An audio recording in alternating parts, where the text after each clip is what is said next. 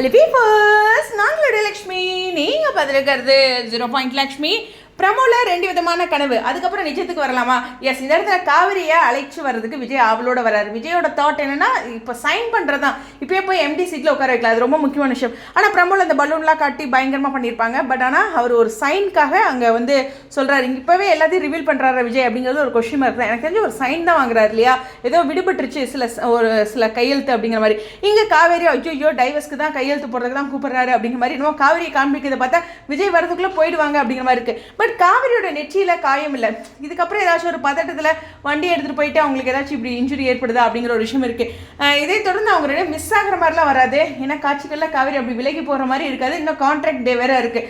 அதுக்கு முன்னாடி இந்த விஷயமும் ரிவீல் ஆகாது. இப்போ கையெழுத்து போட்டோன்னே அவர் எம்டி சீட்டில் பிரமோக்காக தான் உட்கார வச்சிருக்காங்களே ஒழிய அது கையெழுத்து தான் போடுற விஷயம் தான் இருக்கும். ஸோ தொடர்ந்து ஒரு ட்விஸ்டோடு தான் கொண்டு போகிறாங்க. நமக்கும் அதே ஒரு நிலை தான். என்னமோ தெரியல, ஷூட்டிங் ஸ்பாட் அப்டேட்டு வர மாட்டேங்குது அப்படிங்கிற ஒரு பயம் இருக்குது இந்த வாரம். ஏன்னா இதுக்கப்புறம் என்ன நடந்திருக்கு அப்படிங்கிறது நமக்கு தெரியல. ஆனால் நெற்றியில் காயம் மட்டும் நடந்திருக்கு, ரைட்டா?